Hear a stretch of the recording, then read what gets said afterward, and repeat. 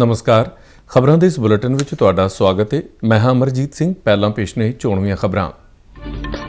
ਪ੍ਰਧਾਨ ਮੰਤਰੀ ਨਰਿੰਦਰ ਮੋਦੀ ਨੇ ਨਵੀਂ ਦਿੱਲੀ ਦੇ ਪ੍ਰਗਤੀ ਮੈਦਾਨ ਵਿੱਚ ਭਾਰਤ ਡਰੋਨ ਮਹੋਤਸਵ 2022 ਦਾ ਉਦਘਾਟਨ ਕੀਤਾ।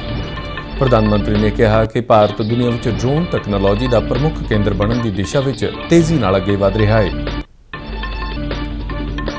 ਦਿੱਲੀ ਦੀ ਵਿਸ਼ੇਸ਼ ਸੀਬੀਆਈ ਅਦਾਲਤ ਨੇ ਆਮਦਨ ਤੋਂ ਵੱਧ ਜਾਇਦਾਦ ਦੇ ਮਾਮਲੇ ਵਿੱਚ ਹਰਿਆਣਾ ਦੇ ਸਾਬਕਾ ਮੁੱਖ ਮੰਤਰੀ ਓਪੀ ਚੌਟਾਲਾ ਨੂੰ 4 ਸਾਲ ਦੀ ਸਜ਼ਾ ਸੁਣਾਈ। ਨਿਰਮਲ ਕੁਟੀਆ ਸੀਚੇਵਾਲ ਵਿਖੇ ਸੰਤ ਅਵਤਾਰ ਸਿੰਘ ਜੀ ਦੀ 34ਵੀਂ ਸਾਲਾਨਾ ਬਰਸੀ ਸੰਬੰਧੀ ਸਮਾਗਮ ਜਾਰੀ। ਮੁੱਖ ਮੰਤਰੀ ਭਗਵੰਤ ਮਾਨ ਨੇ ਵਾਤਾਵਰਣ ਨੂੰ ਬਚਾਉਣ ਅਤੇ ਲੋਕ ਭਲਾਈ ਦੀਆਂ ਲਾਮਿਸਾਲ ਸੇਵਾਵਾਂ ਲਈ ਸੰਤ ਅਵਤਾਰ ਸਿੰਘ ਜੀ ਦੇ ਯੋਗਦਾਨ ਨੂੰ ਚੇਤੇ ਕੀਤਾ।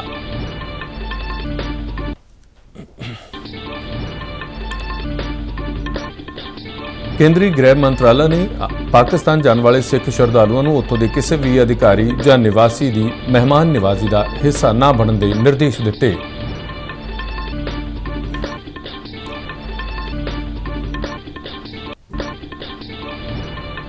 BSF ਨੇ ਭਾਰਤ ਪਾਕਿਸਤਾਨ ਸਰਹੱਦ ਤੇ 2 ਪੈਕਟਾਂ ਵਿੱਚ 2 ਕਿਲੋ ਹੈਰੋਇਨ ਬਰਾਮਦ ਕੀਤੀ।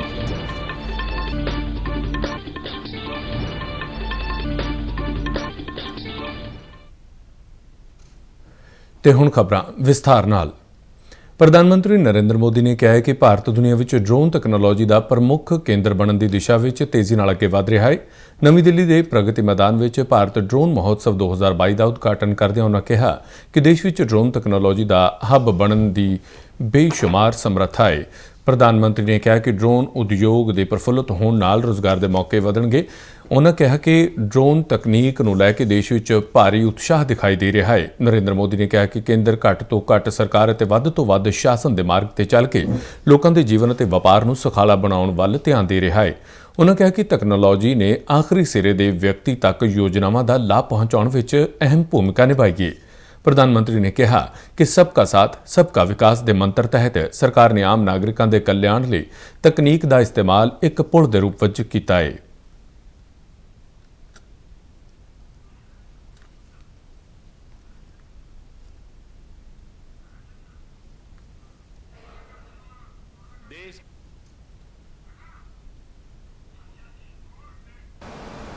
साथियों, इस महोत्सव में देश के अलग अलग हिस्सों से आए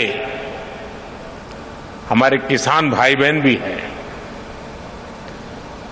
ड्रोन इंजीनियर भी हैं, स्टार्टअप्स भी हैं, विभिन्न कंपनियों के लीडर्स भी यहां मौजूद हैं और 2 दिनों में यहां हजारों लोग इस महोत्सव का हिस्सा बनने वाले हैं, मुझे पक्का विश्वास है। और अभी एक तो मैंने प्रदर्शनी भी देखी, लेकिन जो एक्चुअली ड्रोन के साथ अपना कामकाज चलाते हैं और उसमें कई युवा किसानों से मुझे मिलने का मौका मिला जो खेती में ड्रोन टेक्नोलॉजी का उपयोग कर रहे हैं। मैं उन युवा इंजीनियर से भी मिला जो ड्रोन टेक्नोलॉजी को प्रोत्साहित कर रहे हैं। आज 150 ड्रोन पायलट सर्टिफिकेट भी यहां दिए गए हैं। प्रधानमंत्री ने कहा कि ड्रोन एक अजिहा स्मार्ट उपकरण है ਜੋ ਛੇਤੀ ਹੀ ਹਰ ਨਾਗਰਿਕ ਦੇ ਜੀਵਨ ਦਾ ਹਿੱਸਾ ਬਣਨ ਜਾ ਰਿਹਾ ਹੈ। ਇਹ ਖੇਤੀ, ਰੱਖਿਆ, ਸੈਰ ਸਪਾਟਾ ਤੇ ਸਿਹਤ ਸੇਵਾ ਸਮੇਤ ਸਾਰੇ ਖੇਤਰਾਂ ਵਿੱਚ ਸਮੱਗਰੀ ਦੀ ਗੁਣਵੱਤਾ ਵਿੱਚ ਮਦਦ ਕਰੇਗਾ। ਉਨ੍ਹਾਂ ਕਿਹਾ ਕਿ ਡਰੋਨ ਕਿਸਾਨਾਂ ਦੇ ਜੀਵਨ ਨੂੰ ਬਿਹਤਰ ਬਣਾਉਣ ਵਿੱਚ ਅਹਿਮ ਭੂਮਿਕਾ ਨਿਭਾਉਣ ਜਾ ਰਿਹਾ ਹੈ, ਜਿਸ ਦਾ ਇੱਕ ਬਿਹਤਰੀਨ ਉਦਾਹਰਣ ਸਵਾਮਿਤਵ ਯੋਜਨਾ ਹੈ। ਡਰੋਨ ਦੇ ਜ਼ਰੀਏ ਪਹਿਲੀ ਵਾਰ ਦੇਸ਼ ਦੇ ਪਿੰਡਾਂ 'ਚ ਹਰ ਸੰਪत्ति ਦੀ ਡਿਜੀਟਲ ਮੈਪਿੰਗ ਕੀਤੀ ਜਾ ਰਹੀ ਹੈ, ਜਿਸ ਨਾਲ ਮਨੁੱਖੀ ਦਖਲ ਘੱਟ ਹੋਇਆ ਹੈ ਅਤੇ ਕੰਮਕਾਜ ਵਿੱਚ ਪਾਰਦਰਸ਼ਤਾ ਆਈ ਹੈ। ਆਮਦਨ ਤੋਂ ਵੱਧ ਜਾਇਦਾਦ ਦੇ ਮਾਮਲੇ ਵਿੱਚ ਦਿੱਲੀ ਦੀ ਵਿਸ਼ੇਸ਼ ਸੀਬੀਆਈ ਅਦਾਲਤ ਨੇ ਹਰਿਆਣਾ ਦੇ ਸਾਬਕਾ ਮੁੱਖ ਮੰਤਰੀ ਓਪੀ ਚੌਟਾਲਾ ਨੂੰ 4 ਸਾਲ ਦੀ ਸਜ਼ਾ ਸੁਣਾਈ ਹੈ। ਇਸ ਦੇ ਨਾਲ ਹੀ ਅਦਾਲਤ ਵੱਲੋਂ ਉਹਨਾਂ ਨੂੰ 50 ਲੱਖ ਰੁਪਏ ਦਾ ਜੁਰਮਾਨਾ ਵੀ ਲਗਾਇਆ ਗਿਆ ਹੈ। ਅਦਾਲਤ ਨੇ ਉਹਨਾਂ ਦੀਆਂ 4 ਜਾਇਦਾਦਾਂ ਨੂੰ ਜ਼ਬਤ ਕਰਨ ਦੇ ਹੁਕਮ ਵੀ ਦਿੱਤੇ। ਆਜ਼ਾਦੀ ਕਾ ਅੰਮ੍ਰਿਤ ਮਹੋਤਸਵ ਨੂੰ ਸਮਰਪਿਤ ਆਜ਼ਾਦੀ ਕਾ ਸਫ਼ਰ ਤਹਿਤ ਅਸੀਂ ਭਾਰਤ ਦੀ ਆਜ਼ਾਦੀ ਵਿੱਚ ਯੋਗਦਾਨ ਪਾਉਣ ਵਾਲੇ ਵੱਖ-ਵੱਖ ਮੰਨੇ ਪਰਮੰਨੇ ਤੇ ਗੁੰਮਨਾਮ ਆਜ਼ਾਦੀ ਸੰਗਰਾਮੀਆਂ ਦੇ ਜੀਵਨ ਦੇ ਪਹਿਲੂਆਂ ਤੋਂ ਤੁਹਾਨੂੰ ਜਾਣੂ ਕਰਵਾਉਂਦੇ ਹਾਂ। ਇਸ ਤੋਂ ਇਲਾਵਾ ਆਜ਼ਾਦੀ ਦੇ ਸੰਘਰਸ਼ ਨਾਲ ਜੁੜੀਆਂ ਹੋਰ ਗਤੀਵਿਧੀਆਂ ਬਾਰੇ ਵੀ ਦੱਸਦੇ ਹਾਂ। ਅੱਜ ਦੀ ਕੜੀ ਵਿੱਚ ਅਸੀਂ ਤੁਹਾਨੂੰ ਦੇਸ਼ ਦੇ ਪਹਿਲੇ ਪ੍ਰਧਾਨ ਮੰਤਰੀ ਪੰਡਿਤ ਜਵਾਹਰ ਲਾਲ ਨਹਿਰੂ ਅਤੇ ਮਹਾਨ ਰਾਸ਼ਟਰਵਾਦੀ ਹੁਕਮ ਸਿੰਘ ਬਾਰੇ ਜਾਣਕਾਰੀ ਦੇ ਰਹੇ ਹਾਂ।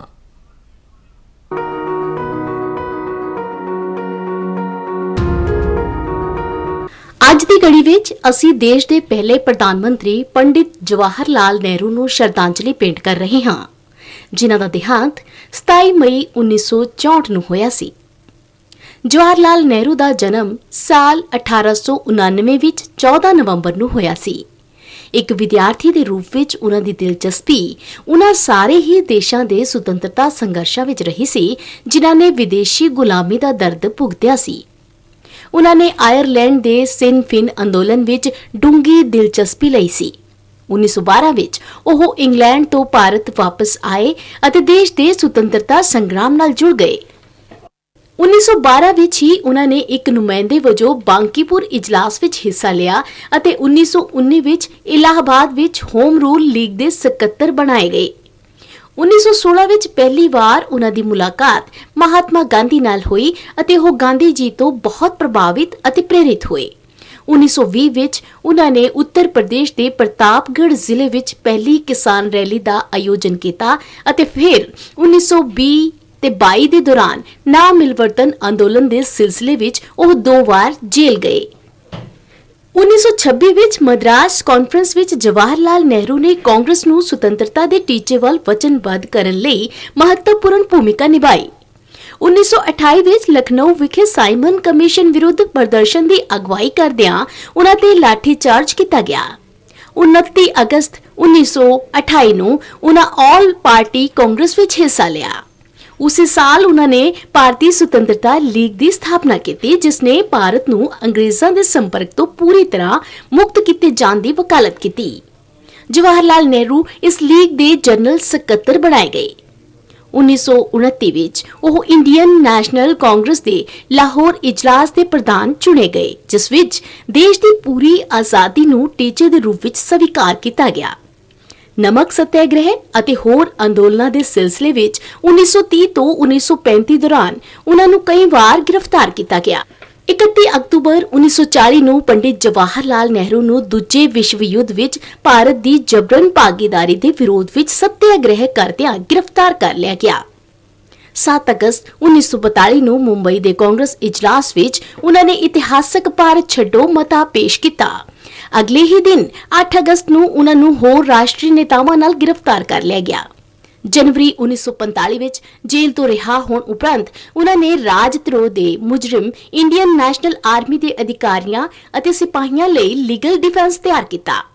1947 ਵਿੱਚ ਆਜ਼ਾਦੀ ਹਾਸਲ ਕਰਨ ਤੋਂ ਬਾਅਦ ਪੰਡਿਤ ਜਵਾਹਰ ਲਾਲ ਨਹਿਰੂ ਸੁਤੰਤਰ ਭਾਰਤ ਦੇ ਪਹਿਲੇ ਪ੍ਰਧਾਨ ਮੰਤਰੀ ਬਣਾਏ ਗਏ ਅਤੇ 1964 ਵਿੱਚ ਉਹ ਆਪਣੇ ਦੇਹਾਂਤ ਤੱਕ ਉਹ ਇਸ ਅਹੁਦੇ ਤੇ ਰਹੇ।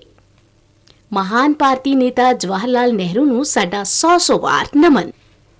ਅੱਜ ਅਸੀਂ ਮਹਾਨ ਰਾਸ਼ਟਰਵਾਦੀ ਹੁਕਮ ਸਿੰਘ ਨੂੰ ਵੀ ਯਾਦ ਕਰ ਰਹੇ ਹਾਂ, ਜਿਨ੍ਹਾਂ ਦਾ ਦੇਹਾਂਤ 27 ਮਈ 1983 ਨੂੰ ਹੋਇਆ ਸੀ। ਹੁਕਮ ਸਿੰਘ ਨੇ 1928 ਵਿੱਚ ਸਾਈਮਨ ਕਮਿਸ਼ਨ ਖਿਲਾਫ ਹੋਏ ਵਿਰੋਧ ਪ੍ਰਦਰਸ਼ਨਾਂ ਵਿੱਚ ਹਿੱਸਾ ਲਿਆ। ਮਿੰਟ ਗੁੰਮਰੇ ਵਿੱਚ ਪ੍ਰਦਰਸ਼ਨ ਕਰਦਿਆਂ ਪੁਲਿਸ ਵੱਲੋਂ ਕੀਤੇ ਗਏ ਲਾਠੀਚਾਰਜ ਵਿੱਚ ਉਹ ਜ਼ਖਮੀ ਹੋ ਗਏ ਅਤੇ ਉਹਨਾਂ ਨੂੰ ਗ੍ਰਿਫਤਾਰ ਕਰ ਲਿਆ ਗਿਆ। ਹੁਕਮ ਸਿੰਘ ਦਾ ਜਨਮ ਸਾਹਿਵਾਲ ਜ਼ਿਲ੍ਹੇ ਦੇ ਮਿੰਟ ਗੁੰਮਰੀ ਵਿੱਚ ਹੋਇਆ ਸੀ, ਜੋ ਹੁਣ ਪਾਕਿਸਤਾਨ ਵਿੱਚ ਹੈ। ਸ਼੍ਰੋਮਣੀ ਅਕਾਲੀ ਦਲ ਰਾਹੀਂ ਉਹ ਸਿਆਸਤ ਵਿੱਚ ਆਏ ਅਤੇ 3 ਸਾਲ ਤੱਕ ਇਸ ਦੇ ਪ੍ਰਧਾਨ ਰਹੇ। ਉਹ ਮਿੰਟ ਗੁੰਮਰੇ ਸਿੰਘ ਸਭਾ ਦੇ ਵੀ ਮੈਂਬਰ ਸਨ ਅਤੇ 3 ਸਾਲ ਤੱਕ ਇਸ ਦੇ ਪ੍ਰਧਾਨ ਰਹੇ। 1924 ਵਿੱਚ ਉਹਨਾਂ ਨੂੰ ਗ੍ਰਿਫਤਾਰ ਕੀਤਾ ਗਿਆ ਅਤੇ 2 ਸਾਲਾਂ ਲਈ ਜੇਲ੍ਹ ਭੇਜ ਦਿੱਤਾ ਗਿਆ। ਵੰਡ ਤੋਂ ਬਾਅਦ ਅਗਸਤ 1947 ਵਿੱਚ ਹੁਕਮ ਸਿੰਘ ਭਾਰਤ ਆ ਗਏ। ਆਪਣੇ ਪ੍ਰਵਾਹ ਕੀਤੇ ਬਿਨਾਂ ਉਹ ਲੋਕਾਂ ਨੂੰ ਘਰਾਂ ਚੋਂ ਕੱਢ ਕੇ ਸੁਰੱਖਿਅਤ ਥਾਵਾਂ ਤੱਕ ਪਹੁੰਚਾਉਣ ਵਿੱਚ ਜੁਟ ਗਏ।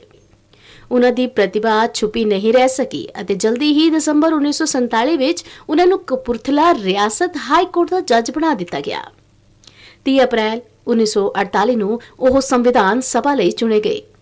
ਸੰਵਿਧਾਨ ਸਭਾ ਦੇ ਵਿਚਾਰ ਵਟਾਂਦਰੇ ਵਿੱਚ ਉਹਨਾਂ ਨੇ ਸਰਗਰਮੀ ਨਾਲ ਹਿੱਸਾ ਲਿਆ ਅਤੇ ਸਿਰਫ 1 ਸਾਲ ਬਾਅਦ ਹੀ ਉਹਨਾਂ ਦਾ ਨਾਮ ਸੰਵਿਧਾਨ ਸਭਾ ਦੇ ਪ੍ਰਧਾਨ ਦੇ ਪੈਨਲ ਲਈ ਨਾਮਜ਼ਦ ਕਰ ਲਿਆ ਗਿਆ। ਹੁਕਮ ਸਿੰਘ 1950 ਤੋਂ 1952 ਤੱਕ ਅਸਥਾਈ ਸੰਸਦ ਦੇ ਮੈਂਬਰ ਵੀ ਰਹੇ। ਤੀਜੀ ਲੋਕ ਸਭਾ ਵਿੱਚ ਉਹ ਸਦਨ ਦੇ ਸਪੀਕਰ ਬਣਾਏ ਗਏ। ਉਨ੍ਹਾਂ ਵੱਲੋਂ ਨਿਰਧਾਰਿਤ ਕੀਤੇ ਗਏ ਨਿਯਮ ਅਤੇ ਪ੍ਰਕਿਰਿਆਵਾਂ ਅੱਜ ਵੀ ਸੰਸਦ ਦੇ ਕੰਮਕਾਜ ਦਾ ਮਾਰਗਦਰਸ਼ਨ ਕਰਦੀਆਂ ਨੇ। 1983 ਵਿੱਚ 27 ਮਈ ਨੂੰ ਉਨ੍ਹਾਂ ਦਾ ਦੇਹਾਂਤ ਹੋ ਗਿਆ। ਮਹਾਨ ਦੇਸ਼ ਭਗਤ ਹੁਕਮ ਸਿੰਘ ਨੂੰ ਭਾਵਭੀਣੀ ਸ਼ਰਧਾਂਜਲੀ।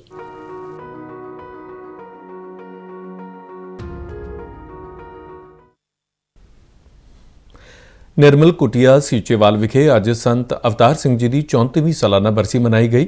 ਇਸ ਸੰਬੰਧ ਵਿੱਚ 24 ਮਈ ਤੋਂ ਸਮਾਗਮ ਸ਼ੁਰੂ ਕੀਤੇ ਗਏ ਸਨ ਜੋ 2 ਜੂਨ ਤੱਕ ਚੱਲਣਗੇ। ਅੱਜ ਪੰਜਾਬ ਦੇ ਮੁੱਖ ਮੰਤਰੀ ਭਗਵੰਤ ਮਾਨ ਨੇ ਇਨ੍ਹਾਂ ਸਮਾਗਮਾਂ ਵਿੱਚ ਸ਼ਿਰਕਤ ਕੀਤੀ। ਇਸ ਮੌਕੇ ਬੋਲਦਿਆਂ ਮੁੱਖ ਮੰਤਰੀ ਨੇ ਸੂਬੇ ਦਾ ਪਾਣੀ ਅਤੇ ਵਾਤਾਵਰਣ ਬਚਾਉਣ ਲਈ ਲੋਕ ਲਹਿਰ ਵਿੱਢਣ ਦਾ ਸੱਦਾ ਦਿੱਤਾ। ਉਨ੍ਹਾਂ ਜ਼ਮੀਨ ਹੇਠਲੇ ਪਾਣੀ ਦੀ ਤੇਜ਼ੀ ਨਾਲ ਡਿੱਗਦੇ ਪੱਧਰ ਅਤੇ ਵਾਤਾਵਰਣ ਦੇ ਪ੍ਰਦੂਸ਼ਣ ਤੇ ਡੂੰਘੀ ਚਿੰਤਾ ਪ੍ਰਗਟਾਈ। ਮੁੱਖ ਮੰਤਰੀ ਨੇ ਕਿਹਾ ਕਿ ਇਕੱਲੀ ਸਰਕਾਰ ਇਹ ਕੰਮ ਨਹੀਂ ਕਰ ਸਕਦੀ, ਸਗੋਂ ਲੋਕਾਂ ਦੀ ਭਾਈਵਾਲੀ ਲਾਜ਼ਮੀ ਹੈ। ਸੰਤ ਅਵਤਾਰ ਸਿੰਘ ਨੂੰ ਸ਼ਰਧਾਂਜਲੀ ਭੇਟ ਕਰਦੇ ਮੁੱਖ ਮੰਤਰੀ ਨੇ ਵਾਤਾਵਰਣ ਬਚਾਉਣ ਲਈ ਲੋਕਾਂ ਨੂੰ ਜਾਗਰੂਕ ਕਰਨ ਵਾਸਤੇ ਸੰਤ ਜੀ ਦੇ ਯੋਗਦਾਨ ਦੀ ਸ਼ਲਾਘਾ ਕੀਤੀ। ਉਨ੍ਹਾਂ ਕਿਹਾ ਕਿ ਸੰਤ ਅਵਤਾਰ ਸਿੰਘ ਜੀ ਦੀ ਮਹਾਨ ਧਾਰਮਿਕ ਆਗੂ ਅਤੇ ਸਮਾਜ ਸੁਧਾਰਕ ਸਨ। ਸੰਤ ਬਲਬੀਰ ਸਿੰਘ ਸੀਚੇਵਾਲ ਦੀਆਂ ਲਾਮਿਸਾਲ ਸੇਵਾਵਾਂ ਦੀ ਸ਼ਲਾਘਾ ਕਰਦੇ ਉਨ੍ਹਾਂ ਕਿਹਾ ਕਿ ਸੰਤ ਜੀ ਨੇ ਆਪਣੇ ਸਮਰਪਣ ਤੇ ਵਚਨਬੱਧਤਾ ਰਾਹੀਂ ਵਾਤਾਵਰਣ ਬਚਾਉਣ ਲਈ ਇੱਕ ਨਵੀਂ ਕ੍ਰਾਂਤੀ ਦਾ ਰਾਹ ਦਿਖਾਇਆ। ਕੇਂਦਰੀ ਗ੍ਰਹਿ ਮੰਤਰਾਲੇ ਨੇ ਸ਼੍ਰੋਮਣੀ ਗੁਰਦੁਆਰਾ ਪ੍ਰਬੰਧਕ ਕਮੇਟੀ ਨੂੰ ਪੱਤਰ ਭੇਜ ਕੇ ਪਾਕਿਸਤਾਨ ਜਾਣ ਵਾਲੇ ਸਿੱਖ ਸ਼ਰਧਾਲੂਆਂ ਨੂੰ ਇਹ ਸਪਸ਼ਟ ਨਿਰਦੇਸ਼ ਦਿੱਤੇ ਨੇ ਕਿ ਉਹ ਪਾਕਿਸਤਾਨ ਪਹੁੰਚਣ ਤੋਂ ਬਾਅਦ ਉੱਥੋਂ ਦੇ ਕਿਸੇ ਵੀ ਅਧਿਕਾਰੀ ਜਾਂ ਨਿਵਾਸੀ ਦੀ ਮਹਿਮਾਨ ਨਿਵਾਜ਼ੀ ਦਾ ਹਿੱਸਾ ਨਾ ਬਣਨ। ਅਜਿਹਾ ਕਰਨ ਤੇ ਅਜਿਹੇ ਸ਼ਰਧਾਲੂਆਂ ਦਾ ਨਾਮ ਭਵਿੱਖ ਵਿੱਚ ਬਲੈਕ ਲਿਸਟ ਵਿੱਚ ਪਾ ਦਿੱਤਾ ਜਾਵੇਗਾ। ਇਸ ਦੇ ਨਾਲ ਹੀ ਪਾਕਿਸਤਾਨੀ ਅਧਿਕਾਰੀਆਂ ਦੇ ਕਿਸੇ ਵੀ ਤਰ੍ਹਾਂ ਦੇ ਤਾਲਮੇਲ ਤੋਂ ਦੂਰ ਰਹਿਣ ਦੇ ਨਿਰਦੇਸ਼ ਦਿੱਤੇ ਗਏ ਨੇ। ਸ਼ੇਰੇ ਪੰਜਾਬ ਮਹਾਰਾਜਾ ਰਣਜੀਤ ਸਿੰਘ ਦੀ ਬਰਸੀ ਮੌਕੇ 21 ਜੂਨ ਨੂੰ 300 ਤੋਂ ਵੱਧ ਸ਼ਰਧਾਲੂਆਂ ਦਾ ਜੱਥਾ ਗੁਰਦੁਆਰਾ ਨਨਕਾਣਾ ਸਾਹਿਬ ਲਈ ਰਵਾਨਾ ਹੋਵੇਗਾ। ਜ਼ਿਕਰਯੋਗ ਹੈ ਕਿ 22 ਜੂਨ ਨੂੰ ਇਹ ਜੱਥਾ ਨਨਕਾਣਾ ਸਾਹਿਬ ਤੋਂ ਗੁਰਦੁਆਰਾ ਸੱਚਾ ਸੌਦਾ ਜਾਵੇਗਾ ਤੇ 24 ਜੂਨ ਨੂੰ ਪੰਜਾ ਸਾਹਿਬ ਦੇ ਦਰਸ਼ਨਾਂ ਲਈ ਪਹੁੰਚੇਗਾ। 27 ਜੂਨ ਨੂੰ ਲਾਹੌਰ ਦੇ ਡੇਰਾ ਸਾਹਿਬ ਦੇ ਦਰਸ਼ਨਾਂ ਮਗਰੋਂ 30 ਜੂਨ ਨੂੰ ਸ਼ਰਧਾਲੂਆਂ ਦਾ ਇਹ ਜੱਥਾ ਭਾਰਤ ਵਾਪਸ ਪਰਤੇਗਾ। ਜ਼ਿਕਰਯੋਗ ਹੈ ਕਿ ਪੰਜਾਬ ਤੋਂ ਹਰ ਸਾਲ ਵੱਡੀ ਗਿਣਤੀ ਵਿੱਚ ਸ਼ਰਧਾਲੂ ਪਾਕਿਸਤਾਨ ਸਥਿਤ ਗੁਰੂ ਧਾਮਾਂ ਦੇ ਦਰਸ਼ਨਾਂ ਲਈ ਜਾਂਦੇ ਨੇ, ਜਿਸ ਨੂੰ ਲੈ ਕੇ ਉਹਨਾਂ ਵਿੱਚ ਕਾਫੀ ਉਤਸ਼ਾਹ ਵੇਖਿਆ ਜਾਂਦਾ ਹੈ। ਕੇਂਦਰ ਸਰਕਾਰ ਵੱਲੋਂ ਆਯੁਸ਼ਮਾਨ ਭਾਰਤ ਤਹਿਤ ਪਿੰਡਾਂ ਅਤੇ ਸ਼ਹਿਰਾਂ ਵਿੱਚ ਹੈਲਥ ਅਤੇ ਵੈਲਨੈਸ ਸੈਂਟਰ ਖੋਲ੍ਹੇ ਗਏ ਨੇ, ਜਿੱਥੇ ਲੋਕਾਂ ਨੂੰ ਆਸਾਨੀ ਨਾਲ ਸਿਹਤ ਸਹੂਲਤਾਂ ਮੁਹੱਈਆ ਕਰਵਾਈਆਂ ਜਾ ਰਹੀਆਂ ਨੇ। ਖਾਸ ਕਰਕੇ ਪਿੰਡਾਂ ਵਾਸਤੇ ਇਹ ਸਕੀਮ ਵਰਦਾਨ ਸਾਬਤ ਹੋ ਰਹੀ ਹੈ। ਜਲੰਧਰ ਲਾਗੇ ਪੈਂਦੇ ਪਿੰਡ ਗਿੱਲ ਦੇ ਵਸਨੀਕਾਂ ਨੇ ਦੱਸਿਆ ਕਿ ਹੁਣ ਉਹਨਾਂ ਨੂੰ ਸਿਹਤ ਸੰਬੰਧੀ ਤਕਲੀਫਾਂ ਲਈ ਸ਼ਹਿਰ ਨਹੀਂ ਜਾਣਾ ਪੈਂਦਾ, ਪਿੰਡ ਵਿੱਚ ਹੀ ਵਧੀਆ ਸਹੂਲਤਾਂ ਉਪਲਬਧ ਨੇ। ਗਿੱਲ ਪਿੰਡ ਦੀ ਸਰਪੰਚ ਬਲਵਿੰਦਰ ਕੌਰ ਤੋਂ ਇਲਾਵਾ ਸੇਵਾ ਮੁਕਤ ਸੂਬੇਦਾਰ ਮੇਜਰ ਰੌਣਕੀ ਸਿੰਘ ਅਤੇ ਪ੍ਰਵਾਸੀ ਮਹਿਲਾ ਸੁੰਜਾ ਦੇਵੀ ਨੇ Ayushman Bharat health and wellness centre ਦੀ ਭਰਪੂਰ ਸ਼ਲਾਘਾ ਕੀਤੀ। ਸਾਡੇ ਪਿੰਡ ਵਿੱਚ ਪਹਿਲਾਂ ਸਬ ਸੈਂਟਰ ਹੁੰਦਾ ਸੀਗਾ ਜਿਹੜਾ ਛੋਟਾ ਹੁੰਦਾ ਸੀ, ਫਿਰ ਆਯੁਸ਼ਮਾਨ ਭਾਰਤ ਦੇ ਅੰਡਰ ਇਹਨਾਂ ਨੇ health and wellness centre central government ਨੇ ਬਣਾਇਆ ਆ, ਜਿਹੜੇ ਗਵਰਨਮੈਂਟ ਦੇ ਅਸੀਂ ਬਹੁਤ ਧੰਨਵਾਦੀ ਹਾਂ ਕਿਉਂਕਿ ਹਰ ਤਰ੍ਹਾਂ ਦੀ ਸਹੂਲਤ ਇੱਥੇ ਬੀਪੀ ਦੀ, ਜੋ ਵੀ ਸ਼ੂਗਰ ਦੀ, ਔਰ ਈਵਨ ਕਿ ਅਗਰ ਕੋਈ ਮੇਜਰ ਪ੍ਰੋਬਲਮ ਕਿਸੇ ਨੂੰ ਆਉਂਦੀ ਆ ਤਾਂ ਸਾਡੇ ਫਾਰਮਾਸਿਸਟ ਜੋ ਸਾਡੇ ਕੋਲ ਹੈਗੇ ਆ ਉਹ ਚੰਡੀਗੜ੍ਹ PGI ਵਿੱਚ ਵੀ ਡਾਕਟਰਸ ਦੇ ਨਾਲ ਸਿੱਧਾ ਸੰਪਰਕ ਕਰਕੇ ਉਹਨਾਂ ਦੀ ਮੈਡੀਸਨ ਉਹਨਾਂ ਕੋਲ ਪੁੱਛ ਕੇ ਦੇ ਸਕਦੇ ਆ। ਸਾਡੇ ਪਿੰਡ ਵਿੱਚ ਆ ਜਿਹੜਾ ਸੈਂਟਰ ਖੁੱਲ੍ਹਿਆ ਹੋਇਆ ਹੈ, ਇਹਦੇ ਵਿੱਚ ਸਾਨੂੰ ਬਹੁਤ ਸਾਰੇ ਬੈਨੀਫਿਟ ਮਿਲ ਰਹੇ। ਸਾਨੂੰ ਦੂਰ ਕਿਤੇ ਜਾਣਾ ਨਹੀਂ ਪੈਂਦਾ, ਜਿਵੇਂ ਕੋਈ ਟੈਸਟ ਵੀ ਹੈਗੇ ਛੋਟੇ ਮੋਟੇ ਉਹ ਵੀ ਹੋ ਜਾਂਦੇ ਆ, ਤੇ ਜਿਹੜੇ ਸਾਡੇ ਡੋਜ਼ ਵਗੈਰਾ ਲੱਗਦੇ ਆ ਕੋਵਿਡ ਦੇ ਉਹ ਵੀ ਬੂਸਟਰ ਡੋਜ਼ ਜਿਵੇਂ ਫਸਟ ਸੈਕਿੰਡ ਡੋਜ਼ और वधिया फैसिलिटीज़। पहले शहर जाता थी किराया लगा, फिर यहीं पर दवाई मिल रही अच्छी से, तब अब नहीं जा रहा, बहुत उसको बधाई दे रहा। ਆਯੁਸ਼ਮਾਨ ਭਾਰਤ ਜਨ ਆਰੋਗਯ ਯੋਜਨਾ ਰਾਹੀਂ ਗਰੀਬ ਲੋਕਾਂ ਨੂੰ ਵੱਡੇ ਖਰਚੇ ਵਾਲੀਆਂ ਬਿਮਾਰੀਆਂ ਦੇ ਇਲਾਜ ਲਈ ਸਹੂਲਤ ਮਿਲਣ ਕਾਰਨ ਇਹ ਸਕੀਮ ਵਰਦਾਨ ਸਾਬਤ ਹੋਈ ਹੈ। ਲੋਕ ਖਰਚੇ ਦੁੱਖੋਂ ਬਿਮਾਰੀਆਂ ਦੇ ਇਲਾਜ ਕਰਾਉਣ ਤੋਂ ਵਾਂਝੇ ਰਹਿ ਜਾਂਦੇ ਸਨ, ਪਰ ਹੁਣ ਉਹਨਾਂ ਨੂੰ ਵੱਡੇ ਪ੍ਰਾਈਵੇਟ ਹਸਪਤਾਲਾਂ ਤੋਂ ਵੀ 5 ਲੱਖ ਰੁਪਏ ਤੱਕ ਦੇ ਇਲਾਜ ਦੀ ਸਹੂਲਤ ਮਿਲੀ ਹੈ। ਮੋਗਾ ਜ਼ਿਲ੍ਹੇ ਦੇ 1,28,981 ਲਾਭਪਾਤਰੀਆਂ ਨੇ ਇਸ ਸਕੀਮ ਦਾ ਲਾਹਾ ਲਿਆ। ਉਹਨਾਂ ਦਾ ਸਾਰਾ ਇਲਾਜ ਬਿਲਕੁਲ ਮੁਫਤ ਕੀਤਾ ਗਿਆ। ਲਾਭਪਾਤਰੀ ਸੰਦੀਪ ਕੌਰ, ਜਸਬੀਰ ਕੌਰ ਅਤੇ ਸੁਖਮਿੰਦਰ ਸਿੰਘ ਨੇ ਦੱਸਿਆ ਕਿ ਕਿਵੇਂ ਉਹਨਾਂ ਆਪਣੀਆਂ ਵੱਡੀਆਂ ਬਿਮਾਰੀਆਂ ਦਾ ਮੁਫਤ ਇਲਾਜ ਕਰਵਾਇਆ। ਜਿਸ ਨੂੰ ਸਾਹ ਵਾਲੀ ਮਸ਼ੀਨ ਵੈਂਟੀਲੇਟਰ ਤੇ ਪਾਇਆ ਹੈ ਔਰ ਉਹਨੂੰ ਸਾਹ ਲੈਣ ਵਿੱਚ ਪ੍ਰੋਬਲਮ ਹੈ। ਅਸੀਂ ਨਰਿੰਦਰ ਮੋਦੀ ਸਰਕਾਰ ਦਾ ਧੰਨਵਾਦ ਕਰਦੇ ਹਾਂ ਜਿਨ੍ਹਾਂ ਨੇ ਇਹ ਆਯੁਸ਼ਮਾਨ ਸਕੀਮ ਚਲਵਾਈ ਹੈ, ਜਿਸ ਨਾਲ ਸਾਡਾ ਕੋਈ ਵੀ ਖਰਚਾ ਨਹੀਂ ਹੋ ਰਿਹਾ। ਹਸਪੀਟਲ ਵਾਲੇ ਬਿਲਕੁਲ ਫ੍ਰੀ ਕਾਸਟ ਇਲਾਜ ਕਰ ਰਹੇ ਹਨ। 4 ਦਿਨ ਹੋ ਗਏ ਮੇਰੀ ਸਿਸਟਰ ਦੀ ਡਿਲੀਵਰੀ ਹੋਈ ਆ, ਉਹਨਾਂ ਦਾ ਆਯੁਸ਼ਮਾਨ ਕਾਰਡ ਬਣਿਆ ਹੋਇਆ ਤੇ ਉਹਨਾਂ ਦਾ ਇਲਾਜ ਬਿਲਕੁਲ ਫ੍ਰੀ ਹੋਇਆ, ਕਿਉਂਕਿ ਕਾਰਡ ਦੀ ਵਜ੍ਹਾ ਨਾਲ ਤੇ ਅਸੀਂ ਬਹੁਤ ਖੁਸ਼ ਹਾਂ। ਮੈਂ ਪ੍ਰਧਾਨ ਮੰਤਰੀ ਨਰਿੰਦਰ ਮੋਦੀ ਦਾ ਬਹੁਤ ਤਹਿ ਦਿਲੋਂ ਧੰਨਵਾਦ ਕਰਦੀ ਹਾਂ। ਬੀਮਾ ਯੋਜਨਾ ਆਯੁਸ਼ਮਾਨ ਕਾਰਡ ਬਣਿਆ ਹੋਇਆ ਹੈ, ਇਸ ਵਾਸਤੇ ਇਹਨਾਂ ਦਾ ਸਿਵਲ ਹਸਪੀਟਲ ਵਿੱਚ ਮੁਫਤ ਇਲਾਜ ਹੋ ਰਿਹਾ ਹੈ। ਇਸ ਲਈ ਸਾਡਾ ਕੋਈ ਵੀ ਪੈਸਾ ਲੱਗ ਨਹੀਂ ਰਿਹਾ। ਇਸ ਕਰਕੇ ਅਸੀਂ ਧੰਨਵਾਦ ਨਰਿੰਦਰ ਮੋਦੀ ਜੀ ਦਾ ਕਰਨਾ ਚਾਹੁੰਦੇ ਹਾਂ, ਜਿਨ੍ਹਾਂ ਨੇ ਗਰੀਬਾਂ ਵਾਸਤੇ ਇਹ ਸਹੂਲਤ ਦਿੱਤੀ। ਪਾਕਿਸਤਾਨ ਵੱਲੋਂ ਲਗਾਤਾਰ ਭਾਰਤ ਅੰਦਰ ਡਰੋਨ ਰਾਹੀਂ ਘੁਸਪੈਠ ਕਰਕੇ ਹੈਰੋਇਨ ਦੀ ਸਪਲਾਈ ਕੀਤੀ ਜਾ ਰਹੀ ਹੈ, ਜਿਸ ਨੂੰ ਰੋਕਣ ਲਈ BSF ਵੱਲੋਂ ਮੁਹਿੰਮ ਚਲਾਈ ਜਾ ਰਹੀ ਹੈ। ਬੀਤੀ ਦੇਰ ਰਾਤ ਭਾਰਤ ਪਾਕਿਸਤਾਨ ਸਰਹੱਦ ਤੇ ਸੁੱਟੀ ਗਈ ਹੈਰੋਇਨ ਬਰਾਮਦ ਕੀਤੀ ਗਈ। BSF ਸੂਤਰਾਂ ਅਨੁਸਾਰ ਰਾਤ ਕਰੀਬ 12 ਵਜੇ ਸਰਹੱਦੀ ਨਿਗਰਾਨ ਚੌਕੀ ਭਰੋਪਾਲ ਤੇ ਤਾਇਨਾਤ BSF ਦੀ 144 ਬਟਾਲੀਅਨ ਦੇ ਜਵਾਨਾਂ ਨੂੰ ਬਾਰਡਰ ਪਿਲਰ ਨੰਬਰ 117/16 ਲਾਗੇ ਡਰੋਨ ਦੀ ਆਵਾਜ਼ ਸੁਣਾਈ ਦਿੱਤੀ।